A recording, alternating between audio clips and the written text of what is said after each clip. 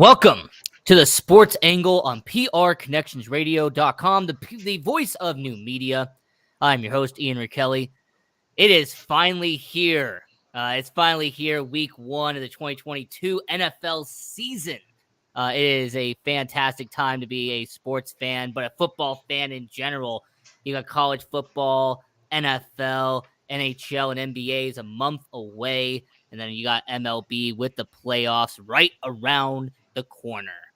But for NFL Week 1, we had to do it right. I had to bring on somebody who hasn't been on the Sports Angle before, but it's been long overdue. From Willy's Bar, Jay Will. What's going on? What's going on, man? Thanks for having me, man. I really appreciate it. Glad to be here, man. So to continue on a tradition we've done in 2021, we did in 2020, and we're going to do in 2019 as well as 2022. Every single week of the NFL season, we make our picks live here on the Sports Angle on PR Connections Radio, the voice of new media. So the way this is going to work, everyone who's watching around the world, you can participate in this as well. Go on to all our social medias at Sports Angle on PR, or go on Twitter at Sports Angle on PR and use the hashtag the Sports Angle to engage in the show. So we're going to start this out by going to a matchup that is really underrated and I believe is going to be a banger for Week 1, and that's going to be the New Orleans Saints Atlanta Falcons matchup. We actually might know somebody in common who has a connection to the Atlanta Falcons. Shout out to Ron Thomas out there. But when it comes to the Saints and when it comes to the Falcons, thanks to FanDuel for the information, the best sports book out there, you have the Saints right now as a 5.5-point favorite. They open at 3.5. So, Jay Will, I have you start out. Saints versus Falcons, 5.5-point favorite. Who do you got win this matchup? I'm taking the Saints all day, and they'll probably win by 12 points. Jameis Winston, he's gonna fling that ball around. So they got a lot of weapons over there in New Orleans, and I just don't think that Atlanta, they're not gonna be able to hold up.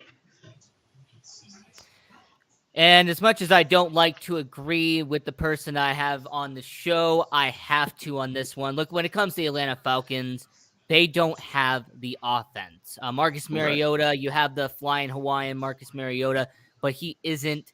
He doesn't have the receiving core. Drake London, first start. He's not going to be Calvin Johnson. He's not going to be Larry Fitzgerald immediately out the gate.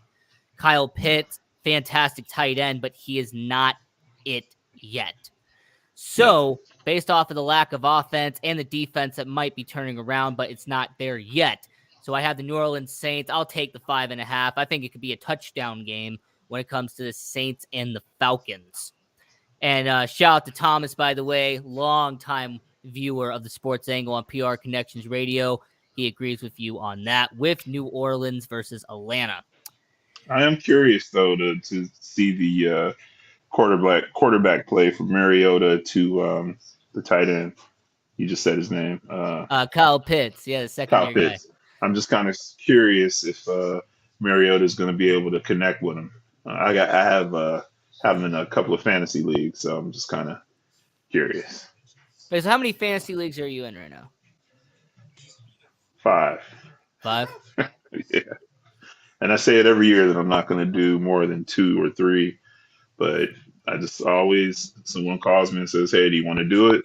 And then I just get in. So, yeah, I'm in 5 as well. It's just, it's a lot of fun. It's a great thing to do. It's the reason why, just like sports betting, it's been taking off over the last 4 or 5 years. So, yeah, it's when you get playing in 5, 6 leagues, though, I just noticed that you start playing against yourself. And that's, so you have one league where, you really need to win. And then you have another league where, you might be in first place, and everything just starts to kind of start running together. And so, yeah, that's the downfall from playing in all the leagues, but it's still fun. And what site do you use? Because there's all these different sites, man. Yeah. Let's see. I think I'm in 3 on ESPN. let's see. I'm in three on ESPN, one in the NFL, and one on Yahoo. And then I do DraftKings every single week too. So Of course, gotta get a shout out to DraftKings, the best sports book that's out there. And they're not paying me, by the way. For anybody who's wondering, I just love DraftKings, so I just love promoting them at all costs. yeah, I Now, didn't know if I could say that. So sorry. hey, it's all good, man. It's all good. So, the next matchup supposed to be the Bears versus 49ers, but I'm going to save that for last. Obviously, there's a reason why I'm saving that for last. Let's save it for So, last. Save the best for last. you got to save the best for last. Absolutely. This is entertainment. This is show business. So, So, Pittsburgh versus Cincinnati, the Super Bowl AFC representative, the Cincinnati Bengals, 6.5-point favorite thanks to FanDuel. You got Pittsburgh Steelers, Mitchell Trubisky, the former Chicago Bears, now the starting quarterback out there in Pittsburgh. Now, who do you got in this matchup with Cincinnati? I mean, 6.5-point favorite. I don't know about that. It's a lot. It's a lot. Do we get a Super Bowl runner-up hangover like we got on Thursday night with the Bengals? I don't think so. Yes, it can happen, but I think that I think they went out and got a good offensive line, so they're going to be. It was terrible last year, and Burrow did his thing. So I don't think so. I think the running game, and I think that the quarterback play, along with they have a really good defense. Trubisky, I don't know if I believe in the kid. I mean, he was with you guys last year, so I mean they're speaking high on him in Pittsburgh, but. I'm going with Cincinnati, though. I don't think that they'll have a hangover. And as we're talking about the NFL Week 1 and doing our picks here on the Sports Angle on PR Connections Radio, I'm your host, Ian Raquel. I work here with Jay Will from Willy's Bar. And look, with Mitchell Trubisky, I was a critic, but I also was a guy who praised him at times because I understood that he was in a very muddy, very dirty situation in Chicago. They drafted him, and then they pretty much switched everything on offense around him. He had different offensive coordinators, different quarterback coaches. The systems kept changing in and out. He really didn't have any weapons as well. He had Allen Robinson, I think, for one solid year. Then the rest of it just fell apart. So when it came to the Chicago Bears, I never truly blamed Mitchell Trubisky. I also felt like he had the Alex Smith treatment, where because of the quarterback that was drafted after him in the same draft class, people considered him a bust. You're a San Francisco guy, so you know if Alex Smith, if a guy named Aaron Rodgers wasn't drafted after him, people wouldn't have really considered Alex Smith a bust in the NFL. But because Alex Smith was drafted first and Aaron Rodgers was drafted 22nd overall, everyone criticized and really was very harsh on Alex Smith, despite the fact that he went to multiple playoff games. Yeah, and I don't know if you and I have ever really discussed this, but I've talked about it over and over and over, and I do believe that Aaron Rodgers wouldn't be the Aaron Rodgers today if the Niners had drafted him and just threw him out to the wolves like they did Alex Smith. You could play 3 years behind a legend like Brett Favre. You can learn, which is another reason why I'm glad that we brought back Jimmy Garoppolo, because Trey Lance can learn. You can learn from a veteran. You can get that, in the film room. You can get on the field. You can break. I mean, when you have a veteran like that can break down just the entire quarterback play. Now, do I believe that Alex Smith would have been a better quarterback had he got drafted 22nd and went to Green Bay? I don't know, but I don't believe that Aaron Rodgers would have the star-studded career that he's had he just went to the Niners. And so, everybody always teases the 49er fans like, oh man, you guys missed out on Aaron Rodgers. Nah, I don't think so. Well, I mean, what would you rather have? Be with Mike Nolan immediately in your career, or sit behind Brett Favre for 3 years? I mean, exactly. By the way, Mike Nolan, just want to point this out again. Terrible decision. Mike Nolan, Mike Singletary. I mean, he really didn't have a good coach until Harbaugh showed up. Right. And I mean, he went through four? I think Alex Smith had 4 head coaches, or 4 offensive coordinators in 4 years. he did. terminology changing every single year. I really don't think that he ever really got a fair shot, but he did have a heck of a career. Um, so, but it was tough in the beginning. I think he thrived. I'll always say that his best throw ever was to Vernon Davis against the New Orleans Saints in that playoff game. I just, 2011. Yeah. yeah, that was probably the best throw that I've ever seen him throw because he actually threw it to to where Vernon Davis was breaking. So, but I think he had a hell of a career in Kansas City. So, journeyman, even in Washington, he's a journeyman. So, yeah, shout out to Alex, man. Yeah. Shout out to University of Utah legend. That's it. University of Utah close to my heart. So, but back to the game we were talking about. When it comes to Pittsburgh versus Cincinnati, I'm going to go with Cincinnati because I believe it could be a touchdown. Okay. 6.5 is really hard to go with because, they could easily just lose by a field goal or even Right. win by a field goal and you still lose the bet. Right. But with it being 6.5, I'll give the touchdown to Cincinnati. So I'll go with them. I'll take the 6.5 with Cincinnati. Should be a great game, though. Whenever the I AFC agree. North on the AFC North, it's always a fantastic game. And if there's any coach that would be able to bring it out of Trubisky, I think that Tomlin will get it done. So I think he's in a good situation. He's in a good system. Not to, obviously with this show, it's live, folks. Anything can happen.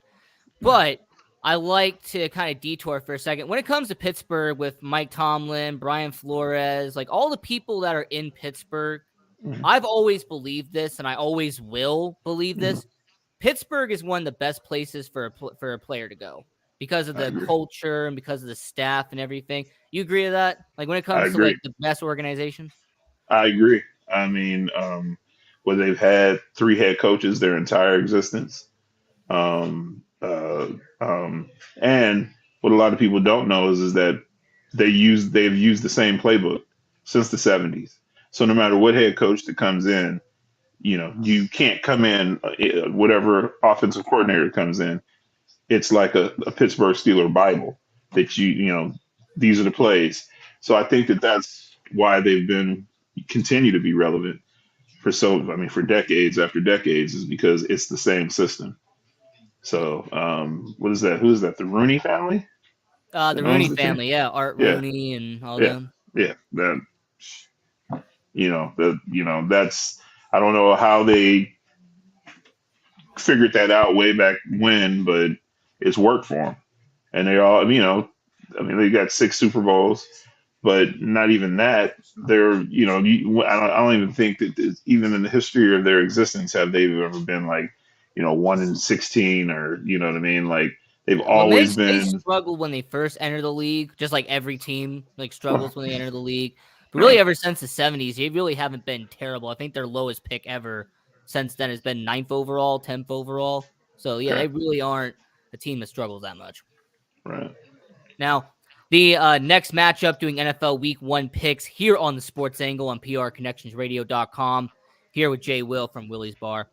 And this is a matchup that a good friend of mine, a good friend of you as well, is definitely going to be watching, and that is the Philadelphia Eagles going down to Detroit and taking on the Detroit Lions at Ford Field.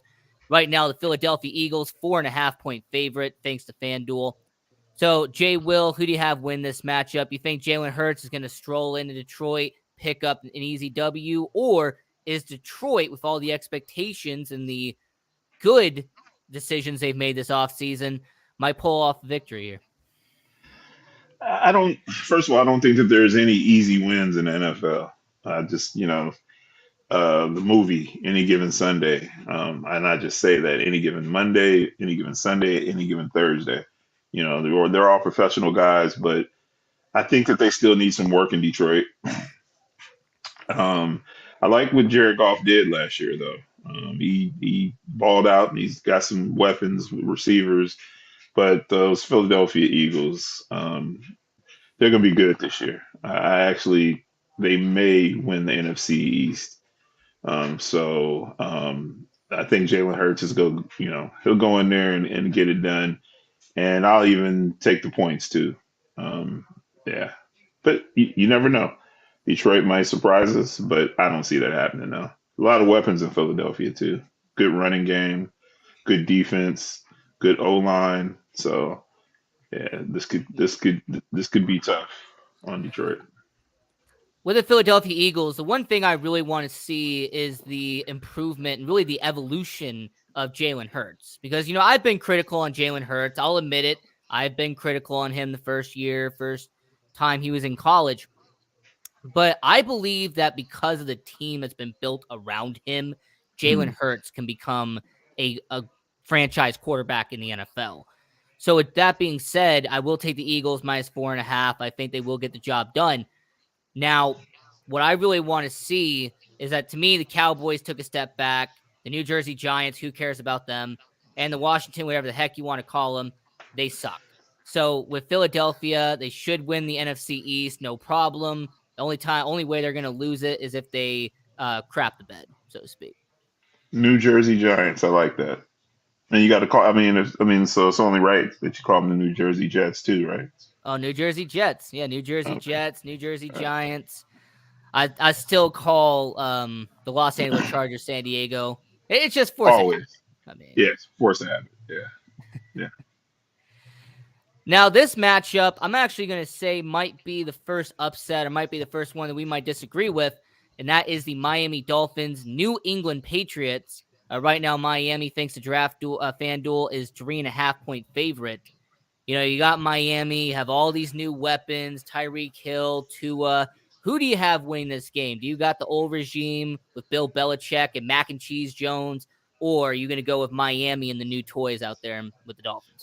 And where's this game again? Is it in Miami or It's is it in in New England? Miami. Yeah, in Miami. Yeah, Miami. They're on the hot seat right now with the quarterback play, and I really don't think that they ever wanted him. Um, this is gonna be tough. Bill Belichick. Anytime he gets a chance to really game plan, he'll come in and put it together. But they got a lot of weapons in Miami. And kind of funny, just to kind of go off track just a tad bit, I was talking to, because I'm out here in Maryland, I was talking to a guy yesterday about Lamar Jackson. And he told me, he goes, they're not going to pay him. They're not going to pay him. And he goes, he'll finish this year out, but Lamar Jackson's going to be in Miami next year. And I guess he said he has like two restaurants in Miami, and he's got all this stuff going on in Miami, which I never knew. So I just think that if Tua doesn't really get off to a good start or doesn't really have a good season, that he may be gone. But they got a lot of weapons. I mean, they got Tyreek Hill, Mostert, Gaskin. They got a good trio of running backs. I love the head coach. McDaniel came from San Francisco as the OC last year. Um, you know what? I don't like to bet against Bill Belichick, but I'm gonna go with the Miami Dolphins on this one.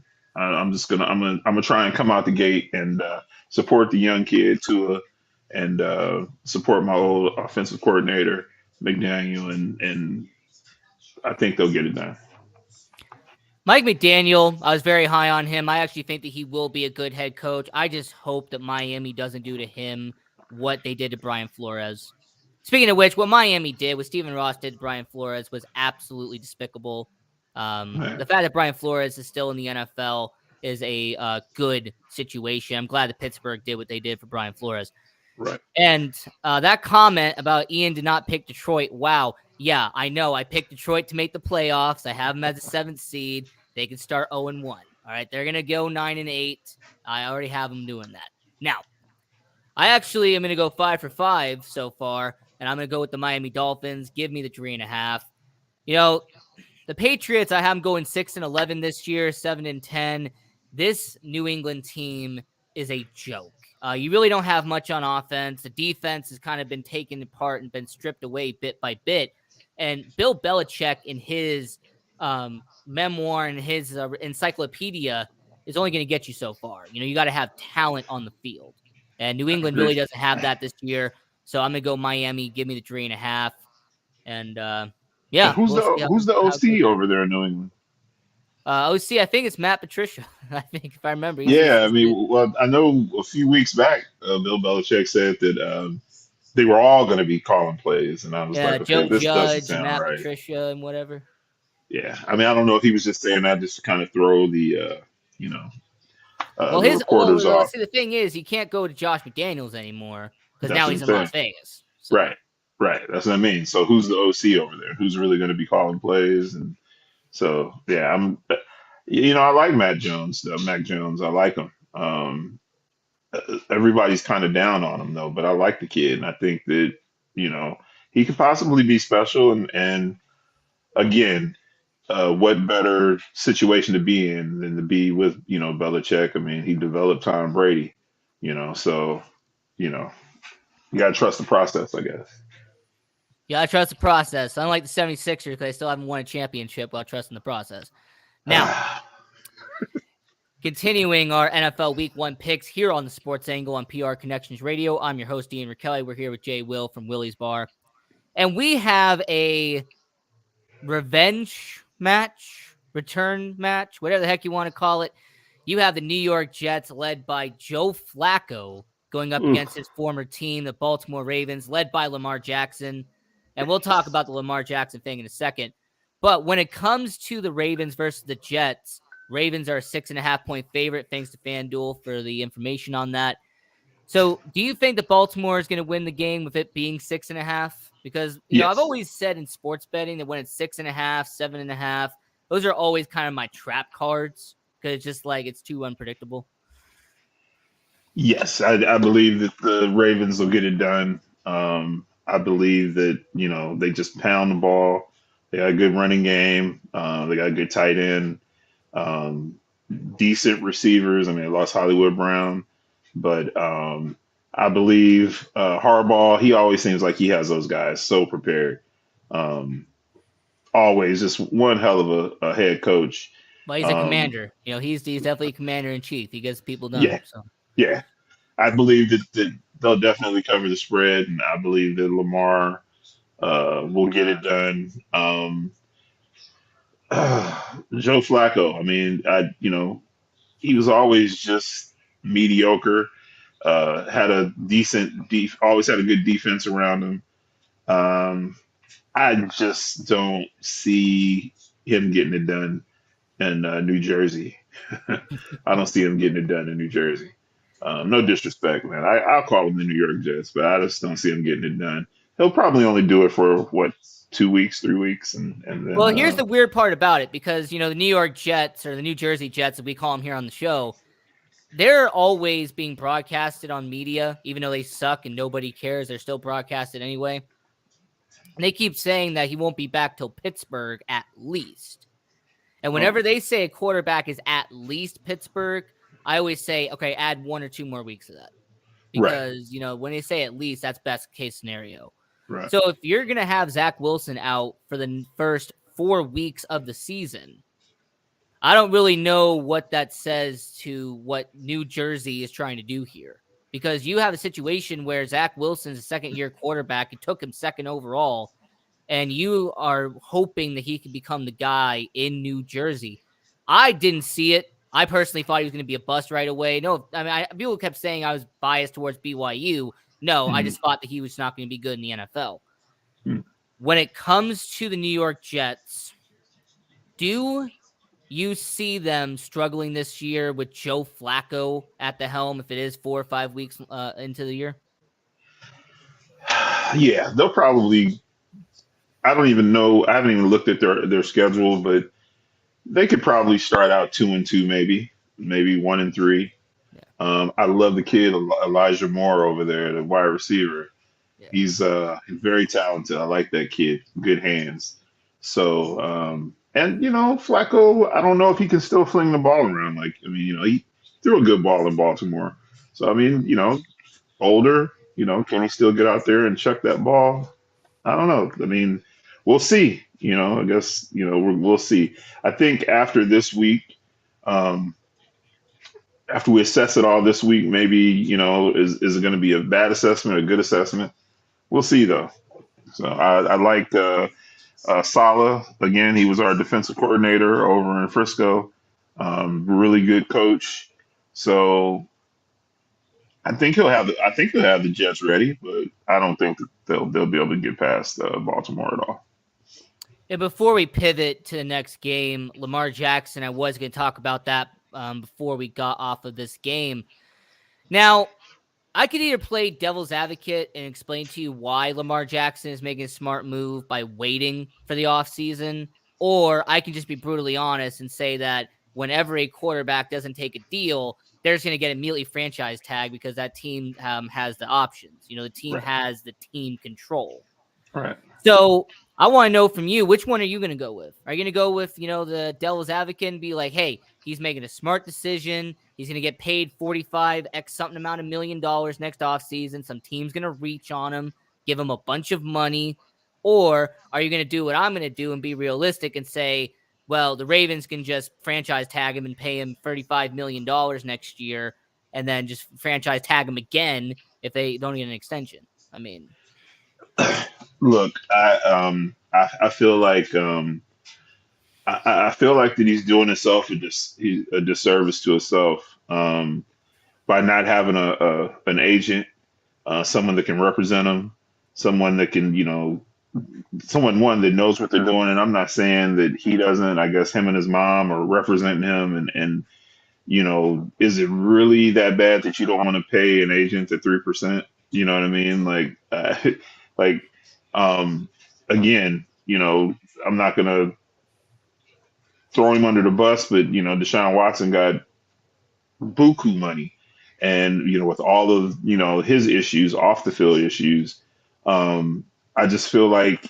you can't be a player and represent yourself and try to do the best. I mean, I think Richard Sherman did it, but I mean, look, you got to practice. You're in the film room, and you got to go out and represent yourself and try to talk about a deal. No, I just think that you should focus on one thing and just playing football.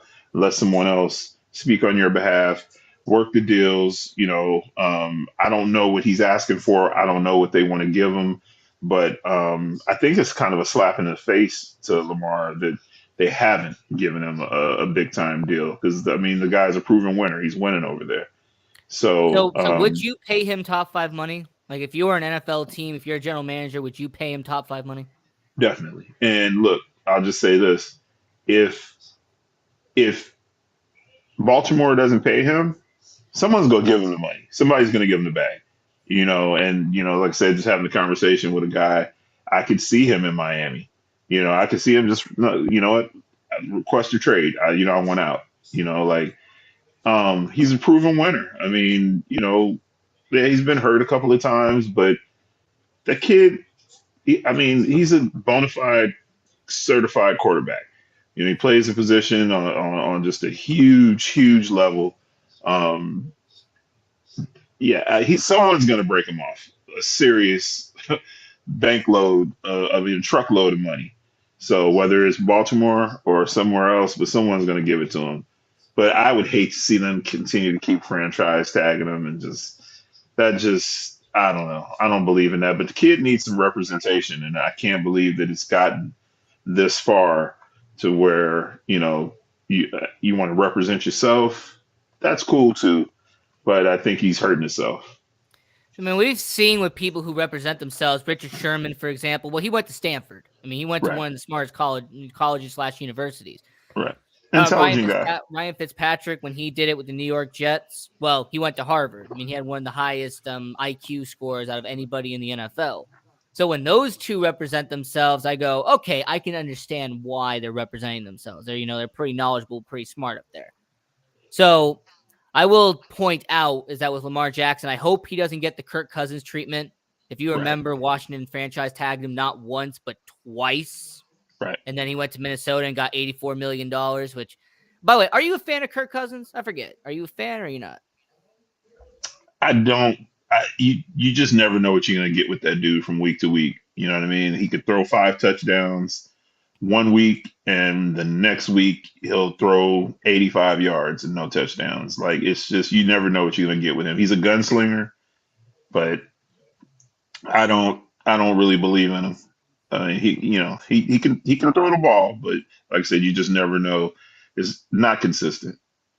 Above average quarterback. Yeah, that's really what I put him at. He's an above average. Right. Oh, it's Doug. Yeah, Doug is the one who hates him with an absolute passion. Okay, so the next matchup is a matchup that I actually am very happy to see, even though probably there's only going to be 5 people who are going to be watching this game. And that will be the Washington Commanders taking on the Jacksonville Jaguars. Now, thanks to Ooh. FanDuel, Washington, 2.5-point favorite being at home in Landover, Maryland. So when it comes to the game that no one is going to watch, Jacksonville versus Washington, 2.5-point favorite. Jay Will, who do you I got to go with the Jacksonville Jaguars. What's the young man quarterback over there with the beautiful hair? got? Trevor Lawrence. Trevor Lawrence. Trevor Yeah, Lawrence. guy's got a nice head of hair on him. So, I actually Jacksonville is going to be one of my surprise teams. I think they're going to be a whole lot better this year. It's so crappy over there in Washington, just from ownership on down. Um, yeah, I got Jacksonville. Watching one, I win this game. If they do, hats off to them. But yeah, I'm going with Jaguars all the way. And as somebody who has been praising Jacksonville for the last 2.5 months, I will take Jacksonville plus 2.5. Heck, even if this is a field goal by Jacksonville, I still win anyway. So Right. when it comes to this game, I will take Jacksonville plus 2.5. And really, like I said, this game is like this much on the national TV scale. Like I think there's only like 2 states that are going to be able to watch the thing. So Oh, do you? I mean, I don't know if I can ask you this, but do you? Since you're in the sports capital of the world, do you bet down there? it just depends. It really Okay. depends on what it is. If it's like a big game, if it's something that is on a big scale, like the NBA playoffs, for example, yeah, I'll put some money down. It just Okay. depends. All right, but you're not doing like the 4-teamers or 17 parlays or not. Okay. Oh no, man, I don't do those. Mainly just because I would probably lose more money than I would ever make it. So yeah, Right. I'm just gonna stick to what I know, and that's just placing bets on games I think I'm pretty knowledgeable about. Now, There you go.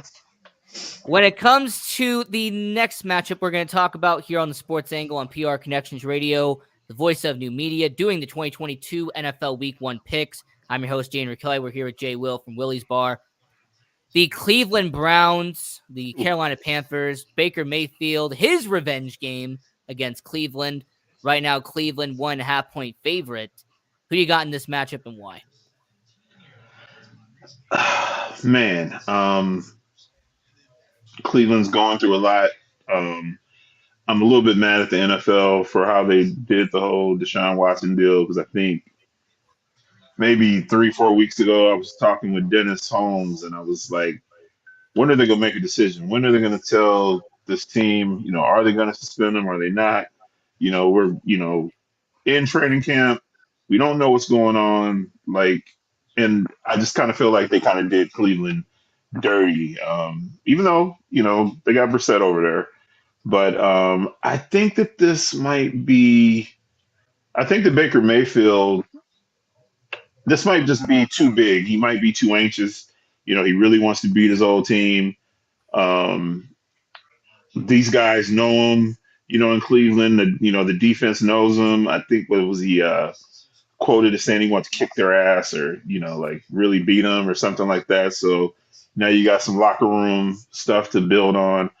I'm gonna go with Cleveland on this though, just because I just think that if Baker Mayfield can settle down and let the game come to him, but I think it's gonna be a little too much. I think the Cleveland Browns will definitely get this one.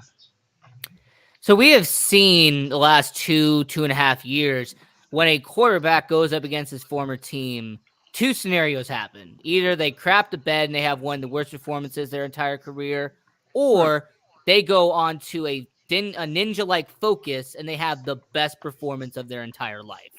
Right. I'm going to bet on the latter. I'm going to go with Baker Mayfield, Carolina Panthers plus 1.5, with them being at home in Carolina out there in Charlotte. So I'm going to go with Carolina. Give me the 1.5. And I agree if you wanted Deshaun Watson because really they prolonged it and delayed it so much. And Yeah, then when they didn't get what they wanted, they just overruled it anyway and did whatever they wanted to do. right, Which is right, just like, right, why'd you bring in somebody else if you could just be judge, jury, and executioner?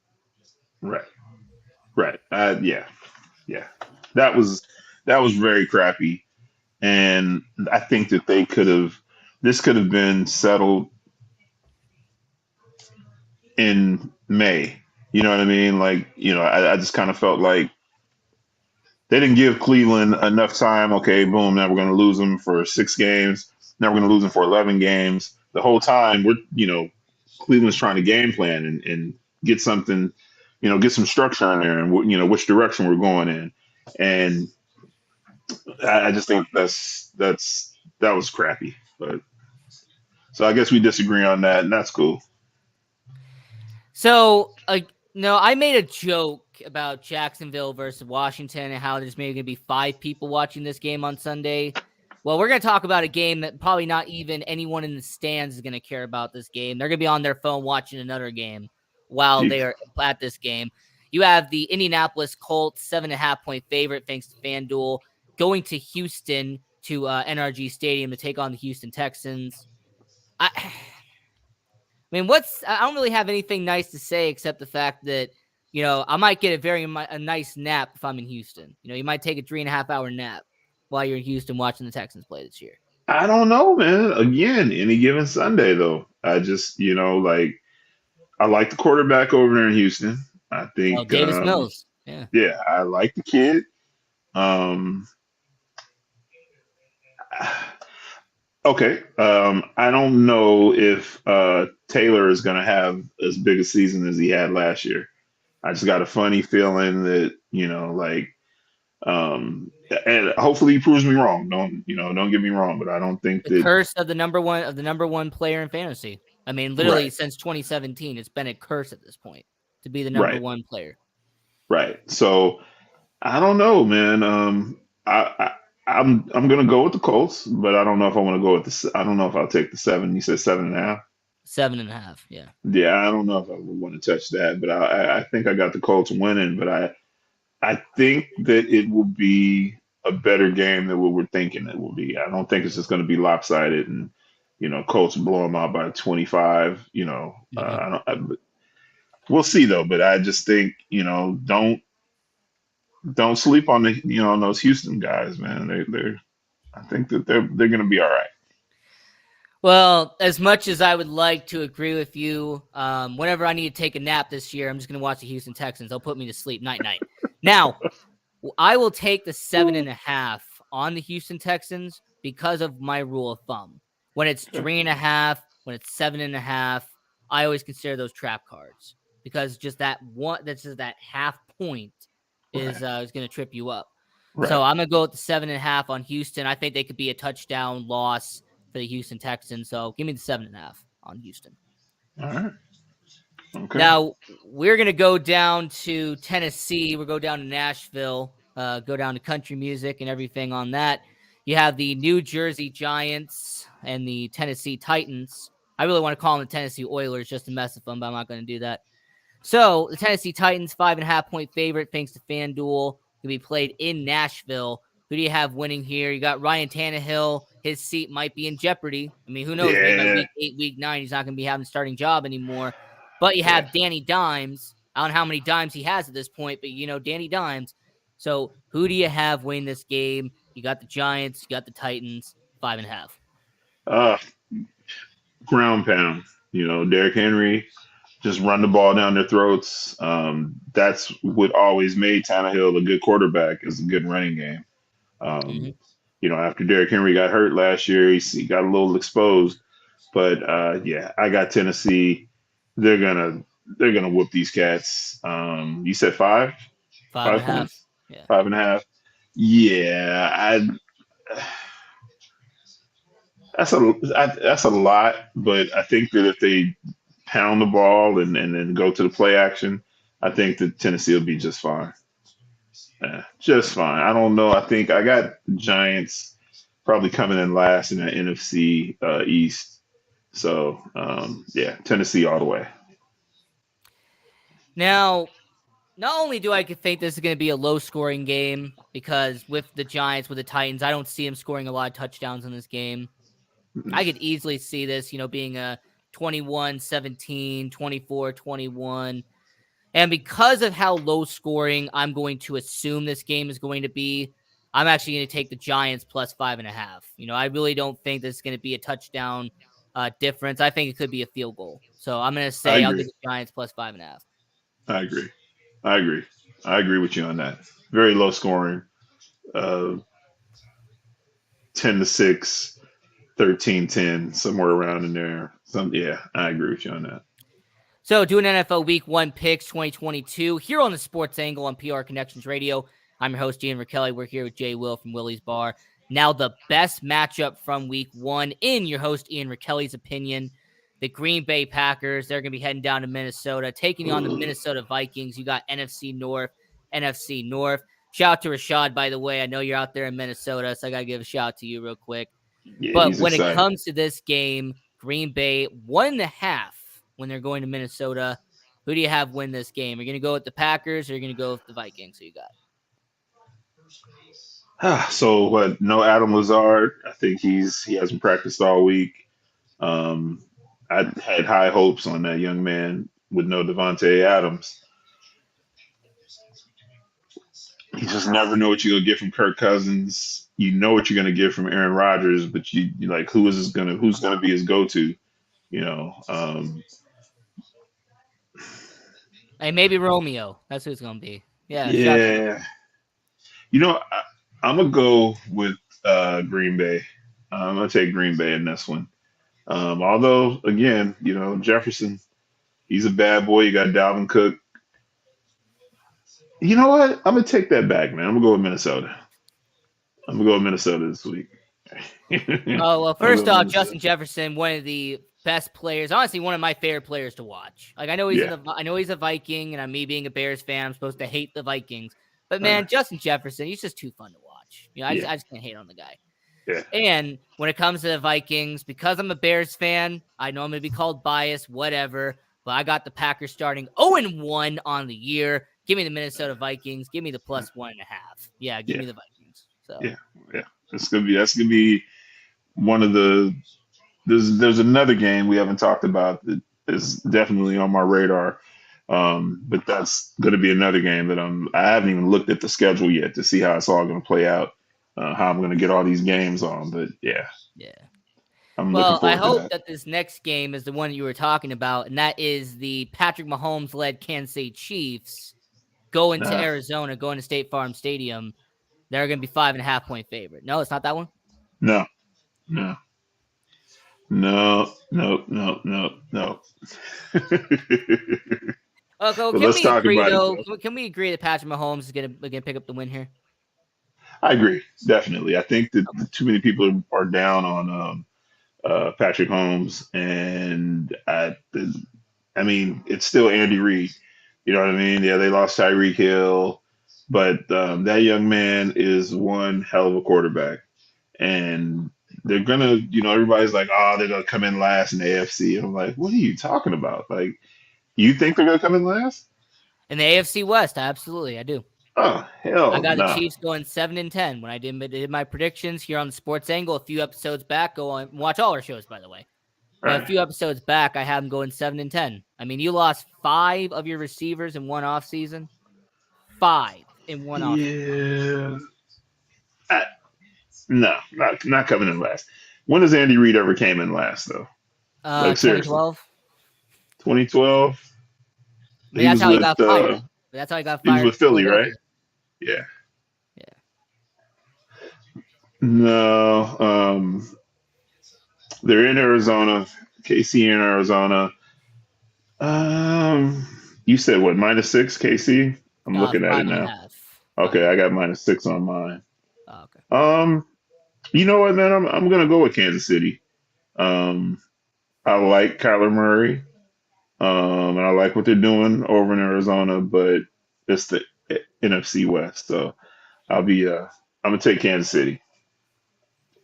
Now, maybe the next matchup I'm going to talk about, and since we're in the sports entertainment capital of the world, since we're in Las Vegas, Nevada, the sports book capital of the world, you have the Las Vegas Raiders taking on the That's Los it. Angeles Chargers. There you That's it. go. The team that you That's it. obviously love, obviously, the Las Vegas Raiders. No. So the Chargers, 3.5-point favorite, according to FanDuel. Who do you have win this game? You're going to go with Herbert and the Powder Blues, or are you going to Man, go with look, the Raiders and the Silver and Black? I got a quarterback crush on this dude, man, Justin Herbert. I've been so big on this guy the last 3 years. I love this young man. I mean, he's everything you would want in a quarterback. Like I really love this young man. And I don't know if I've ever told you this, but I despise the Oakland. I can't even call them the Las Vegas Raiders. I'm gonna call them the Oakland Raiders. I grew up in Oakland, and I've just had to deal with the Oakland Raiders my entire life, with their fans and just yeah. I hate the Oakland Raiders. Well, I hate the Las Vegas Raiders, and I'm glad that they're gone from Oakland.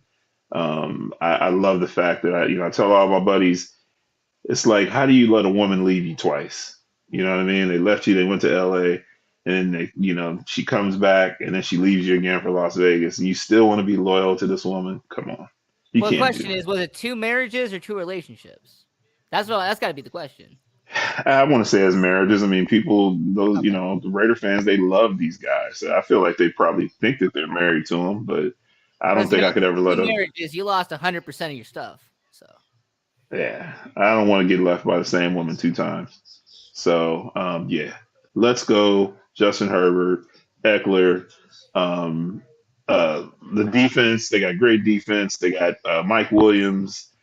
Who's the other wide receiver over there? Keenan Allen. Keenan Allen. Like, I just want to see, and the Raiders knocked them out of the playoffs last year, so there should be a little redemption from the Chargers. I'm going. What is this? Let me scroll up. It What? is 3.5 right now, minus Yeah, 2. I got them at 3.5 minus 3.5. Yeah, but I will say this might come down to a field goal too. I don't see it. It might be. And then I'm just curious. I want to know what Carr and Adams. I want to know if I mean, they got a lot of weapons. Hunter Renfro. I like the running game over there. I'm curious to see what Josh McDaniels is going to do with the offense. He's if again, if you're going to be in anybody's offense, the dude is a mastermind. So Darren Waller, like they got to get tight ends. As much as I hate the Raiders, they got a good product out there, but they always just seem to let them down in the end. So Jay Will, because we are in Las Vegas, Nevada, because show is being broadcasted here. Gosh dang it, you're gonna have to make me defend the Las Vegas Raiders. Look, I'm oh gonna man, point this out. When they were in Oakland, when they were in LA, I really didn't care much about them. Like I knew they existed, but I really didn't have that much of a passion for them. But then they moved here. And then I had to go and watch them every single week at Allegiant Stadium, one of the best stadiums, by the way, in the NFL. It's amazing. the Death Star, The Death Star, the Roomba. No. The Roomba. the room. That's what it is. It's called the Roomba. Now, I will say that I used to not care about them, but then they moved here, and gosh dang it, I care about them now. I care about the Raiders. The fans have kind of, grown on me, either by just pure stench or whatever. They've grown on me. I will say the Raiderettes, by the way, are beautiful. I just want to point that Yeah, out. The yeah. Raiderettes, I, beautiful. I, I agree with you on that. Yeah. I agree with you. And I think the Las Vegas fans are just a tad bit different from the Oakland Raider fans. So, and a tad bit different from the Los Angeles Raider fans. So I'm not, I don't think that, in Oakland, it's very rowdy. Um, you couldn't go to an Oakland Raider game, even if the Raiders were playing the New Orleans Saints and you went in the stadium with a Cowboys jersey on, you probably were going to get some beer thrown on you, or somebody might even take a swing at you. So, I don't think that's going down so much in Vegas. and that's a good thing. But yeah, we'll see. You're not going to get me to say too much positive shit about the Las Vegas Raiders, though. Well, there you Sorry. go.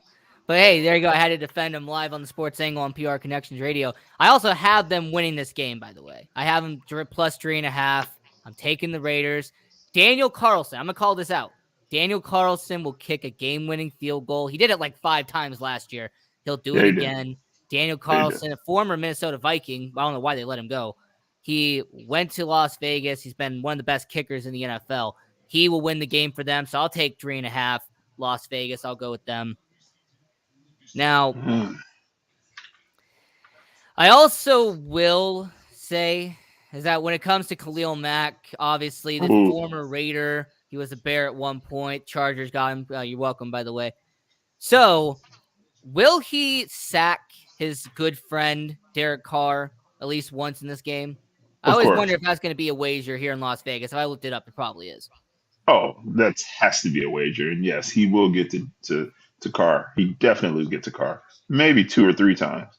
I think he'll, that was kind of messed up what John Gruden did to, like just getting rid of that dude. Like he was right. He was a stud. And, you know, Raider fans were blown away that, you just get rid of a guy at that type of caliber. I think that he'll be like uh, my guy last night for the that had the triangle on the back of his head. Yeah, I know Um, who you're talking about. Yeah. that played for the Rams last year. Now he's playing. Khalil Mack will have a chip on his shoulder, and he will definitely be after Carr all game. His motor's going to be running. Definitely. Yeah, no Von Miller. doubt. By the Von way, Miller. this is also the same John Gruden that decided to trade Amari Cooper for a bag of peanuts. So Jeez. now this matchup that we're about to talk about, because we're about 3 games left here talking about the NFL Week 1 picks. Almost an hour has gone by. This is how quick the show goes. Now, Wow. you have Tampa Bay. You have Tampa Bay. That's what that's called. It's called Tampa Bay. Tampa Bay. And they're going to go up against the Dallas Cowboys. I always want to call them Cowgirls just to mess with Kings R. Just to mess with our friend Kings R. I want to call them the Cowgirls, but I'm going to resist. So you have the Tampa Bay Buccaneers going up against the Dallas Cowboys. The Tampa Bay, according to FanDuel, 2.5-point favorite heading into this matchup. A rematch of Week 1 last year. So who do you have, Jay Will? Are you going to go with the Buccaneers or the Cowboys? Who you got? That's the Sunday night game. I'll give a little bit of information on myself. My ex-wife is from Dallas, and she's a huge Dallas Cowboys fan. Her whole family, and although it wasn't a bad divorce, and we're actually friends, which is I never thought that could happen, but there's like 2 teams that I totally despise, and that's the Las Vegas Raiders and the Dallas Cowboys. I'm not gonna ever give them too much credit. My Niners going into Dallas last year and uh, beating the Cowboys, it was almost better than sex for me. So yeah, I'm going with Tampa Bay. Um, yeah, I never go against Tommy ever. Like that's the goat. Um, he should shred Diggs, those corners over there. I don't know how great the Tampa Bay Buccaneers defense is going to look, but yeah, um, I'm not going to give the Cowboys any type of credit and never go against Tom. So let's go I Brady. will say with the Cowboys, when the 49ers beat them, did you buy a copy of the NFL rulebook? Did you put it as a shrine? Did you put it like somewhere safe? Because that NFL rulebook, Dak Prescott, he needs to go over it again with a fine-tooth comb. He needs to go over it again. But that was the rule, right? I mean, the referee has to touch the ball, though. Right. Well, apparently Dak Prescott didn't know it. So Right. So yeah, like all the Cowboy fans feel like they got cheated, and I'm like, how do you get cheated at home? Like, um, that's something else too. Um, Raider fans have always said that the league was against Al Davis, and that the Raiders always get cheated. And they were saying that even before the Tuck rule game. It's just the entire league is against us, and they don't want us to win. So, and then when I heard the Cowboy fans saying that, they got cheated at home, like, come on, man, nobody's Well, gonna you cheat got you to at home. remember for the last like 7 years, Jerry Jones is convinced that Roger Goodell hates him. Like He he's probably convinced that Roger does. Goodell is rigging the league against him. He probably does. I mean, Jerry Jones is not the best guy to get along with. But yeah, I don't know. I mean, it's Jerry's world. Jerry Jones is I can't call him the new, but he's Al Davis for the Raiders. And he can't get out of his own way. You want to be the owner, you want to be the general manager, you want to be the cheerleaders coach, you want to run the concessions. Like, instead of getting someone to run that team, and I used to tell cats, like, you know until Al Davis dies, you guys will never do anything in Oakland. And the same thing with the Cowboys. And like, and I don't wish death on anybody. I don't. But I'm just saying, like, if Jerry Jones would just kind of relinquish some things and just kind of sit back and get some football guys, some football minds, some new football minds. He did it in the '90s, and it worked in the '90s. The game has changed. The game has kind of passed him by, and you can't do the same thing that you did in the '90s in 2020. You just can't. So they're gonna, and until he can get out of his own way, it's not going to work out in Dallas. So. The thing with Jerry Jones is that, I mean, this is the guy who's tried to sue the NFL not once but twice. I mean, Right. when you try to sue the NFL because apparently they have a grudge against you, something tells me that the NFL doesn't have a grudge against you. You have a have a grudge grudge against against them. them. So. Right. And don't forget, Al Davis sued the NFL and won. Yeah, you know what I Well, mean? Like, he sued the NFL and won, and so that was another thing that all the Raider fans were like, well, to they be fair, the hate us. USFL sued the NFL and won $2.04. So, Oh man, Lord well, have maybe they mercy. want it. Maybe they bought a burrito with that $2.04. Bought a burrito and a soda. Now, Nah, a Monday matchup that we have to really discuss. This is a revenge ooh, game somewhat, and that is the ooh, Denver Broncos and the Seattle Seahawks. Now, my ooh. family is based in Seattle. I got to get a shout out to my family, by the way, out there All in right. Seattle.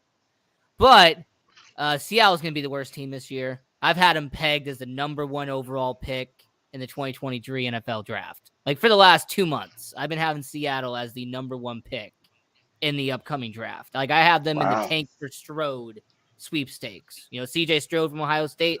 Yeah, I got Yeah. Seattle getting him next year. Now, this matchup, you have the Denver Broncos -6.5. I'm taking them, no doubt. This is going to be a 2-touchdown game. But what about you? What Might do be you a think three is going to happen touchdown here? game. Listen, after even before the report that came out this week, what was that, 2019, with the MVP and Pete Mm-hmm. Carroll, making Russ take the gas off. Look, he really wanted out of Seattle, and I didn't understand it at first. But things just keep coming out. He wants to torch the Seattle Seahawks. I mean, and I think that he's good enough to get that done. Because Russ is always just kind of like just even kill. He's good. It might be a 3 or 4 touchdown game, to be totally honest. Like, he wants to shove it back down their throats, and rightfully so. He has every reason to. And I wouldn't be mad at him. Um, I didn't think, though, that the Seahawks would be last, though. Like, So I actually have the draft order. I hope I still have it on here. No, I do not.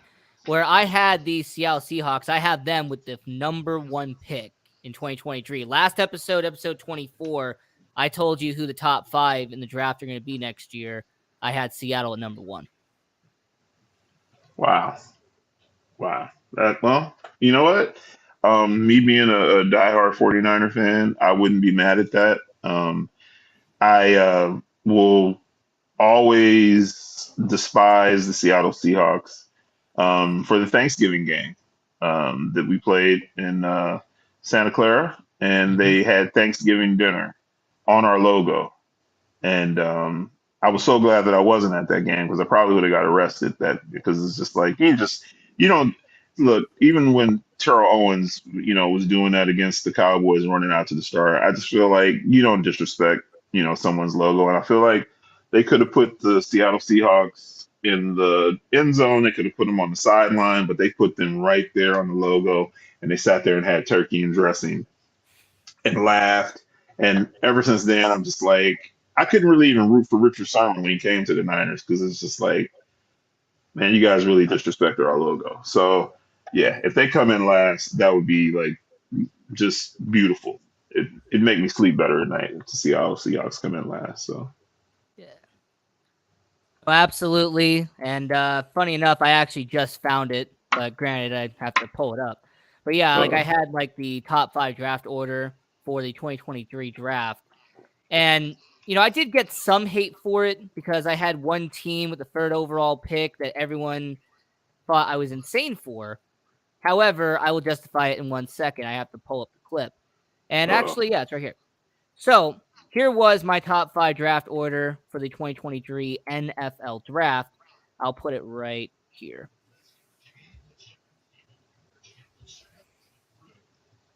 and Ian, you never sent me that link either.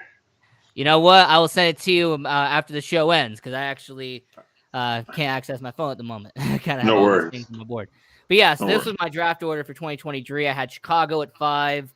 I had Washington at 4. I had New England at 3. Houston at 2 and Seattle at 1. That was my draft order for next year. Now, Interesting. the one matchup that we have to discuss, it would be criminal if we did not discuss it here on the Sports Angle on PR Connections Radio, the voice of new media. I'm your host, Jane Kelly. We're here with Jay Will, 49ers fan, Die host of hard. Willy's Bar. And you got a diehard Chicago Bears fan. You have a diehard San Francisco 49ers fan. I also kind of support them because of my mother. She supported the 49ers when she was alive. So obviously, got Okay. to support the 49ers there. But you have the week 1 matchup, Soldier Field in Soldier Chicago, Field. the 6.5-point favorite according to FanDuel for the San Francisco 49ers. So Jay Will, this is kind of going to be somewhat of a debate segment. We do this every single year on the Sports Angle. I try to bring on somebody who is opposite of the Chicago Bears. You tell me why the 49ers are going to win, and I will tell you why the Bears will win. Jay Will, you got the floor. Um, Look, everybody's kind of uh, laughing at Trey Lance, and I guess they didn't name him team captain, and so now that's just people think it's funny, but I really think that the ceiling is going to be high for the young man. I think that again, if there was any system for him to be in, Kyle Shanahan gets the most out of his quarterbacks, especially if they're dual threats. So. Um, I think that he's going to light it up. And then I also just like the fact that, again, that Jimmy Garoppolo is still there. So he can still learn. And, so I think the ceiling's high. I like our running game. I like our defense. And, I don't have anything against the Chicago Bears at all. I mean, when I think of the Chicago Bears, I think of 85 and that killer defense with John McMahon at quarterback, and that defense like was just lights out. I have nothing against the Chicago Bears, but I just feel like with good defense, um, good quarterback play, good running game, I think that the Niners will come out on top.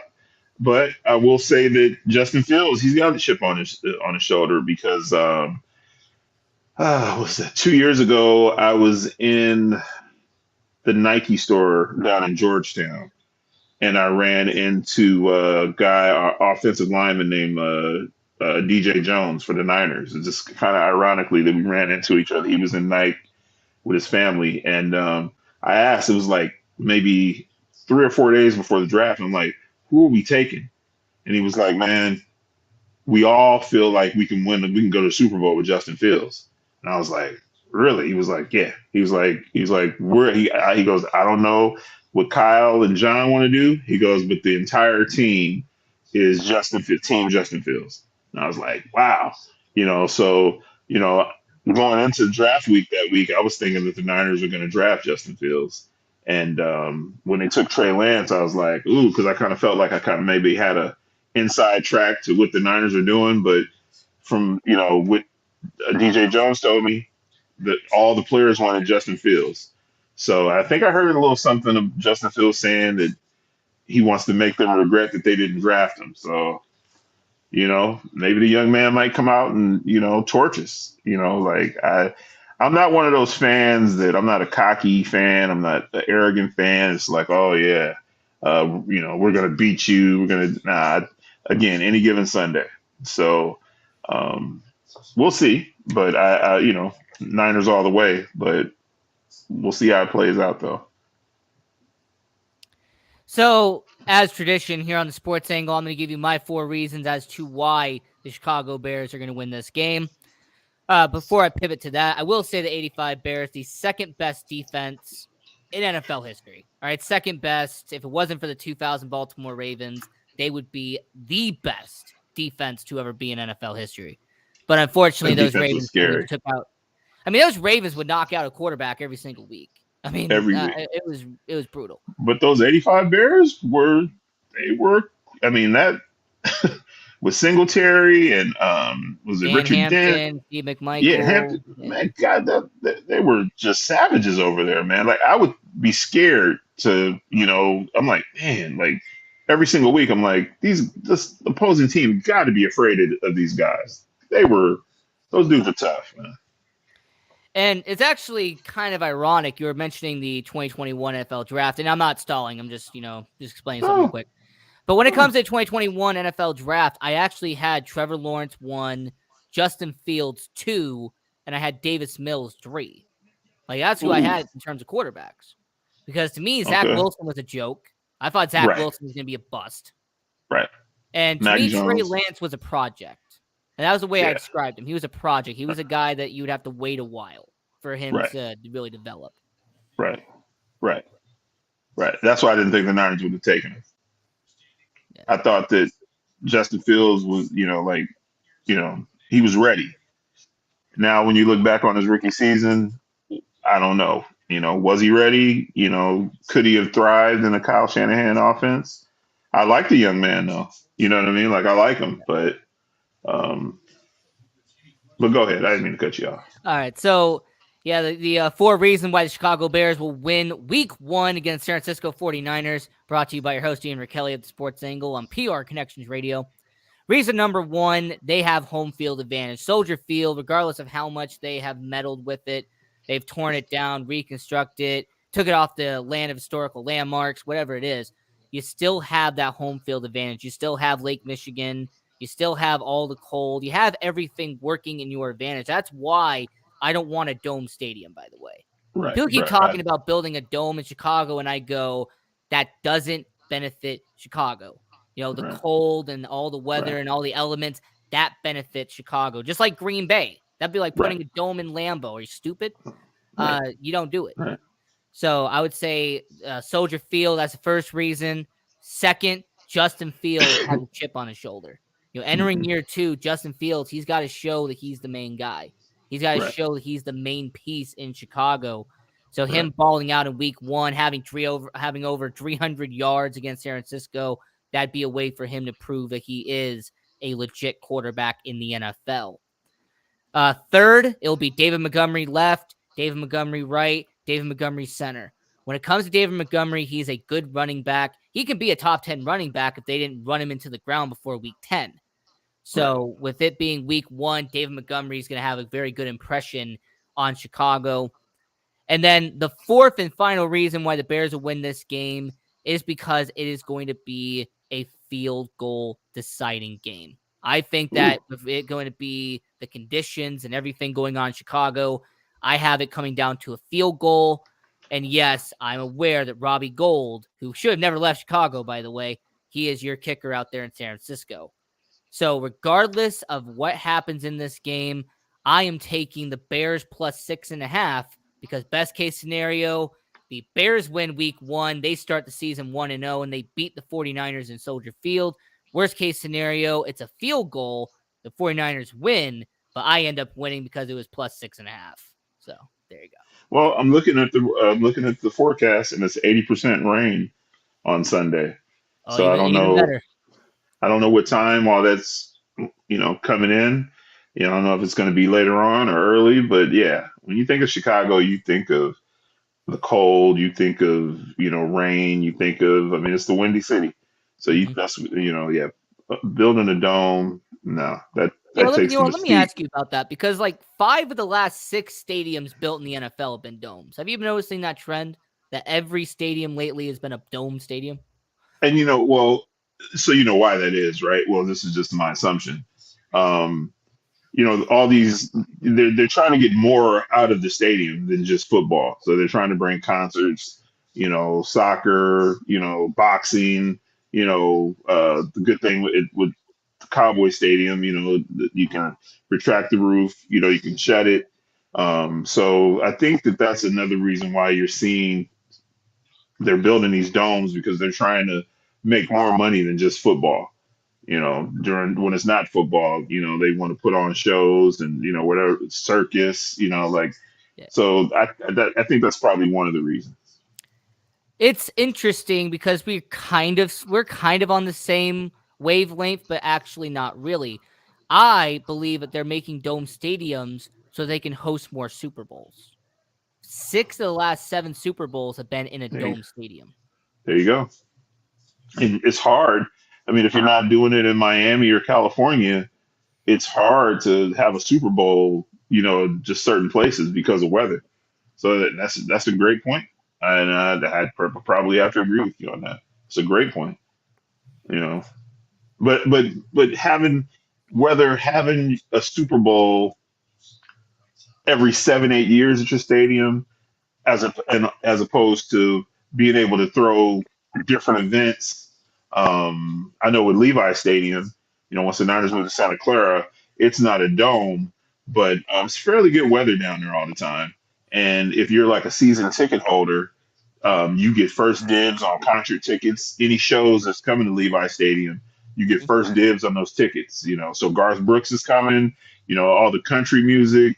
Beyonce, Jay Z. Like if you're a season ticket holder, boom. You get the first dibs. And so they're putting on huge soccer events at Levi. Um, so I don't know. I mean, having a Super Bowl, cool, but being able to sell your stadium out all year round as opposed to just during football. There's a lot of money in concessions and parking, and so I would rather have my stadium sold out all year long than to be able to get the Super Bowl every 5 6 7 years. But it makes sense though. Yeah, and actually, I just pulled this up just to make sure that the Sports Angle and PR Connections Radio was correct. And yeah, so 2023 is in Arizona. That's going to be it's a closed stadium. 2024 is at Allegiant Stadium here in Las Vegas. That's a closed stadium. And Mhm. 2025 is the Superdome in New Orleans. That's a closed stadium. Yeah. Yep. So again, if you're not going to have it in California or Florida, you got to have it in one of these domes because in February, weather is just you never know what you're going to get from the weather. So Yeah. Now, getting into the back end of the Sports Angle on PR Connections Radio with your host, Ian Rakelli. We're here with Jay Will from Willy's Bar. So that was our NFL Week 1 picks. You can critique us and judge the heck out of us after we yeah, get half please of them do. wrong Week 1. So, talking about the 2022 NFL season, the Detroit Lions. Now, I'm very high on Detroit. I like what they've done. They drafted the best player from the draft, Aiden Hutchinson, who fell to them second overall. You have Dan Campbell, one of the most electrified and energetic coaches in the NFL right now. And That dude is. it seems like Brad Holmes, the general manager, is really making moves in the right direction, filling certain holes, bringing in certain coaches like Aaron Glenn to be their defensive coordinator, who I think is going to be fantastic, by the way. So when it comes to Detroit, them making these right steps and taking these angles into the right direction, do you believe that they will be a playoff contender in 2022 for the NFL? That's gonna be tough, man. I actually love the coach though. A guy is very animated, very just he's wired up. And if you're gonna go to war with somebody, I would love to play for a coach like that. You know what I mean? It just seems like he gets all the guys going. I like Jared Goff. I like what they're doing. I agree with you. I like what they're doing. Playoff team this year, probably not. Probably not. I'd be surprised if they do. Um, but they're headed in the right direction. Finally, I think that they got some good pieces in Detroit, and they're moving in the right direction. Kind of like the Buffalo Bills. You can kind of see that coming a few years ago. It's like, okay, these guys are heading in the right direction. They're putting the pieces together, and that's what they're doing over in Detroit. But I don't think they'll make the playoffs this year. Now, with Detroit Lions, people who've watched the show long enough, I have them as the 7th and final seed, 9-8 on the year.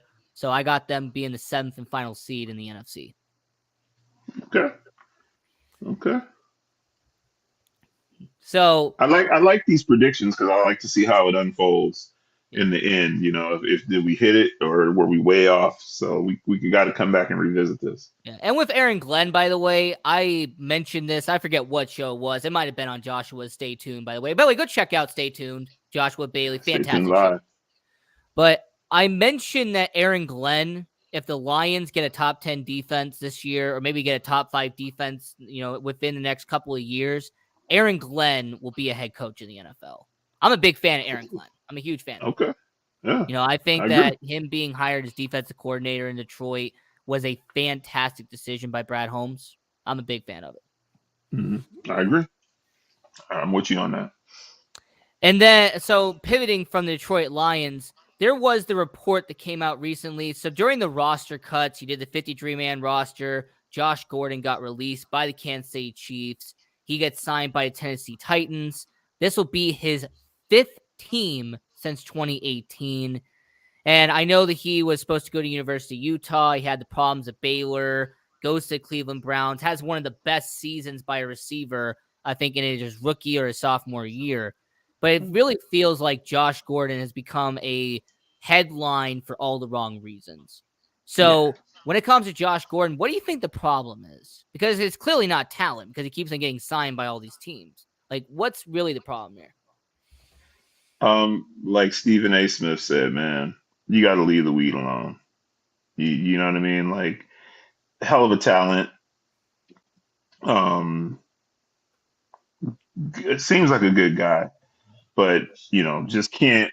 I don't even. Do they even check for marijuana anymore in the NFL? I don't think they do, It right? depends on the state. Like, that's the Okay. thing about the NFL ruling. It depends on the state and what their marijuana rulings are. Okay. Because I think that that was his biggest problem. Just couldn't stay clean, test positive, and serve your suspensions. But a hell of a talent though. But I gotta, you know, I like to drink light beer, and if someone told me that you're paying me a boatload of money, and someone said you can't drink light beer for 3 months out of the year due to work, I wouldn't drink light beer. You know what I mean? Like I'd be drinking, orange juice, apple juice, whatever. But I wouldn't, So I just don't understand these guys that when you know the rules, you even know when you're going to be tested. They aren't surprise tests. So you can, if you are going to smoke weed, you can do whatever it takes to flush your system out. You know, um, so it's just I don't understand these guys, but I think Josh Gordon, hell of a talent, but he just couldn't stay clean. And you know, it's not like it was crack or cocaine or anything. It's just weed, marijuana. So I think really the unfortunate thing is that I understand that addiction can be a thing. I've dealt with it personally. My family, I've seen them deal with it. oh yeah, But me, when me it too. comes to Josh Gordon, even back when he was at Baylor and even at University of Utah when he was in college, it felt like he always ran into the same problem again and again and again. And no matter how many people were trying to help him, no matter how many people tried to give him a second chance, it always felt like he ran to the same problem. Unfortunately, we've seen in sports, and it's really tragic when I have what I have to say next, but you can't get out of your own way. No Yeah, matter how many people want to help you, you just can't stop yourself from causing the same problems over and over again. yeah, yeah. I agree. I agree. I've seen addiction in my family too. Um, and that's one of the main reasons why, the things that I've seen growing up, it's one of the main reasons why I've never even delved into it because I see the effects. I see how it can, tear you up. I see how it can destroy your family. But yeah, sometimes people can't get out of their own way. And you're right. You got people supporting you, you got people, trying to help you, but for whatever reason, addiction is real. So, So moving back to Las Vegas, because we have about 10 minutes left here on the show. The Las Vegas Raiders, their superstar tight end, Darren Waller, there's been all these talks about him signing a contract extension before the season kicked off. right. Unfortunately, a deal hasn't been reached before week 1. But what the conversation has been here in Las Vegas, the sports entertainment capital of the world, is the possibility of Darren Waller being paid like George Kittle, being paid like Travis Kelce, like David Njoku with his contract he just got in Cleveland. And that is being one of Um, the highest paid tight ends in the NFL right now. So, Jay, Will, and everyone watching around the world, when it comes to the Las Vegas Raiders, when it comes to Darren Waller, do you believe that he will be the highest paid tight end in the NFL? And if he does, should he be the highest paid tight end in the NFL? I don't think he should be the highest paid, but I think, again, hell of a talent. He has a great connection with Carr. Um, but I also know that, he's dealt with a lot of substance issues. I think alcohol or whatever. Um, I don't think he should be the highest paid, but I think that he should be somewhere reputable around, with the top tier tight ends, but I don't think he should be the highest paid. I mean, Travis Kelsey is still a beast. I'm so pissed off that with the fact that Kittle was hurt, and the damn season hasn't even started, and you got a groin injury. Like you didn't even play preseason. You got a groin injury going into week 1. You don't even know. So I think that's what stops Kittle is that he just can't stay on the field. But Travis Kelsey, man, that dude is a stud. Um, I think Kyle Pitts, he's going to be a stud. Waller's a stud. Andrews in Baltimore is a stud. But I don't think he should be the highest paid though. And I think that the Raiders will. I think that they're going to pay him, but I don't think he should be the highest paid a tight end.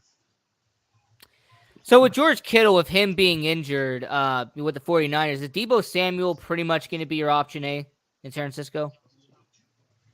I don't think so. I mean, I think you got Brandon Ayuk, um, Debo. I'm having a brain freeze right now.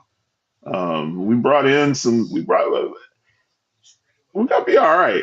You know what I mean? I mean, Kittle opens up that middle, but I don't even know. I think we just signed someone from New England, a tight end, but I don't expect him to play this week. But I don't even know who the backup tight end is in San Francisco.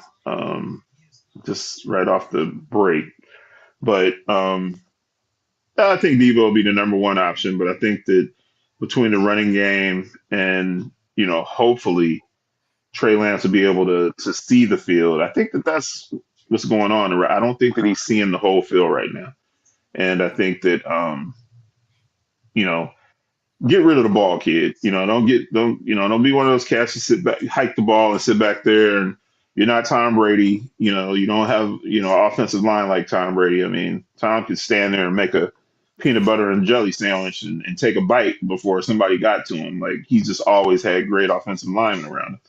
But get rid of the ball. I hope Trey Lance gets rid of the ball. Um, but we'll see. We'll see. I'm pumped up though. Tyler Croft, by the way. Thanks for the person who sent me that. Yeah, Tyler Croft. He's a tight end now. Oh, interesting. Yeah, interesting. And I will say that when it comes to Darren Waller and everything like that, I think that he will become the highest paid tight end but I agree Mhm. with you that it should be Kelsey. I mean, Travis Kelce, they could triple team him. He's still going to find a way to catch it. He's pretty much Right. what Tony Gonzalez was in the 2000s. You could put 4 people on Tony Gonzalez. He'd find a way to still get in the back of the end zone. So, Always. Always. Always. Yeah. Love me some Tony Gonzalez. That guy was yeah. Whew. yeah. I mean, to me, Gronk is my favorite tight end of all time, but I've always told people Tony Gonzalez, probably the most dominant tight end ever Yeah. come out. Yeah. Oh man. Just love watching that dude play. In Atlanta and yeah. Wow. Wow. And to kind of recap this real quick, we talked about Mitchell Trubisky earlier in the show, him being named the starter for the Steelers. And it's kind of similar to the Ryan Tannehill situation where you have a rookie quarterback, Marcus Mariota, where you have a rookie quarterback that's going to be under you to start the year. So with Mitchell Trubisky, if he makes the playoffs, let's just say the Steelers get the 7th seed somehow, they make the playoffs. Will Kenny Pickett play anytime this year, or will they ride with Trubisky the whole way? I just think it all depends on how Trubisky does. I think what I do think is that Pittsburgh, they're going to take their time with him. I think if he has 2 or 3 bad games, they're just not going to just snatch him. Mike Tomlin is just not that type of coach.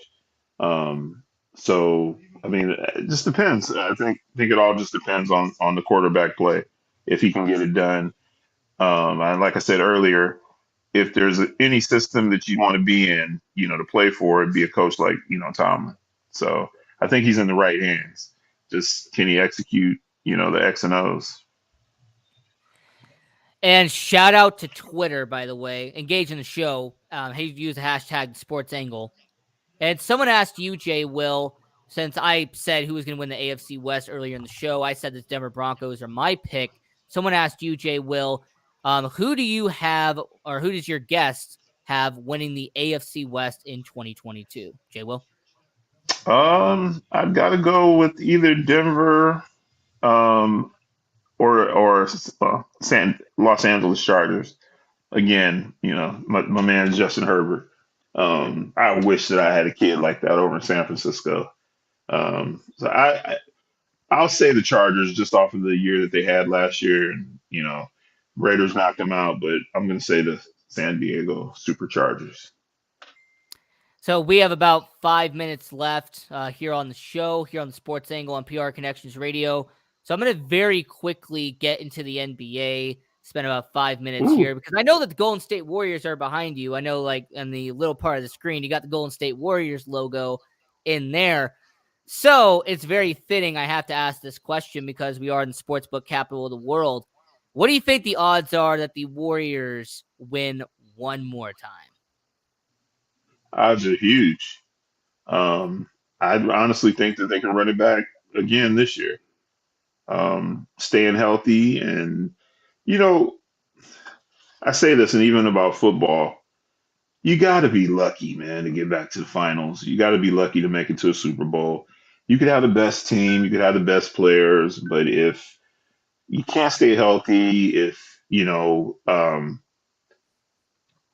I don't tell this story too much, but last year when when the Bucks went out, I was sitting right here looking at the game, and I just started smiling, and I was like, "We have a shot," because the Golden State Warriors are super small, and Milwaukee they're just huge, like just everybody. And I'm like, there's no way in the world we could ever match up against Milwaukee. When they went out, I was like, we got a shot at this. Like we got a real bona fide certified shot. So I like the young players that we got in Golden State with Moody and Kaminga, Jordan Poole. It's yeah, I think we can get one more. I think we can get one more. I don't know if it'll be this year, but I think that we can get one more, possibly two. I don't Okay. And then the since I'm just gonna bring up the odds real quick because I want to know if this surprises anybody around the world, including you. According to FanDuel right now, the Celtics are the odds-on favorite to win the 2023 NBA Finals at plus 500. Milwaukee Bucks plus 650, and then the Brooklyn, Golden State, and LA are plus 700. Any of that surprise you, Jay Will? No, no, doesn't surprise me. Boston's going to be good. They're going to be good for a long time, especially if they can keep Tatum and this other guy, Jalen Brown. Jalen Brown. They can keep that nucleus together. They're going to be good. I mean, there's going to be a lot of good teams. Don't sleep on the Clippers. Or was that the LA team that you were talking about? Or were you talking That's about the the team I'm Lakers? talking about. Yeah, the LA Okay, Lakers okay, are like 20-1 or something. okay, So okay. All right, yeah. The Clippers, they're going to be. You got Kawhi coming back with Paul George. I mean, there's going to be some good competition this year in the NBA. I'm looking forward to it. But um, Game four just solidified Steph Curry as one of the best NBA players of all time. Not just this, last year or whatever. That game four in Boston, it was like a Jordan moment. And I sat here and I couldn't believe what I was watching. So, yeah, Steph has solidified himself. And I told the guys on Stay Tuned that the only thing he didn't have was an MVP. And so now he's got a finals MVP. Um, yeah, he can stay healthy. Clay can stay healthy. I'm curious to see. I think Clay will be better this year. I don't think he was right, like fully all the way back last year. His defense is kind of off, and then those guys are getting old. So they're getting older, I should say. They're not old, but I think I like the direction that the Warriors are going in because you can tell that they're trying to rebuild, and bring in a good young nucleus. So if they can do that, they got a shot. But I still think that we need to get bigger, though. We got to and we bring in got some about veterans. 90. We got about 90 seconds. So one final question before we close the show. Mhm. Steph Curry, as of right now, is he top 10 all time? Yes, yes. And let me say this: I'm tired of the top 10 all time. I think that we should just do top tens by errors. There's too many great players to say top 10. There's 200 top 10 players out there that were just amazing athletes for the game. They had hell of careers. So I think that we should start doing top 10s by errors. You just can't. Even top 75. I think that's disrespectful too, because there's so many great NBA guys out there. So I just think that we should start doing it by errors. But he's definitely top 10. I'm really glad you said that because, I've always been saying for the longest time that if you separate the eras, it's kind of, you'll bring more respect and everything. Because, if you take Curry on there, who you're going to bump off? Shaq was great. Tim Duncan Right. was great. It's No. really hard to bump somebody off. So, Right. we have about 30 seconds left. So I want you to shout out all the stuff you do, tell people about Willy's Bar and Stay Tuned and everything that you're doing right now. So Uh, I've been with Stay Tuned. We've been rocking on Stay Tuned for about 3 years, and uh, the Willie's Bar podcast is coming very soon. Um, I don't have enough time to tell you about Willie's Bar and just how it came around, how it came about. But stay tuned for the Willie's Bar podcast, and stay tuned live every Tuesday at 10 p.m. East, 7 p.m. Pacific. And this is the Sports Angle on PR Connections Radio. Appreciate Jay Will for coming on the show. Welcome back anytime. And Appreciate you having me. I'm your host, Andrew Kelly. And until next time, have a good one and stay safe. Hey, peace.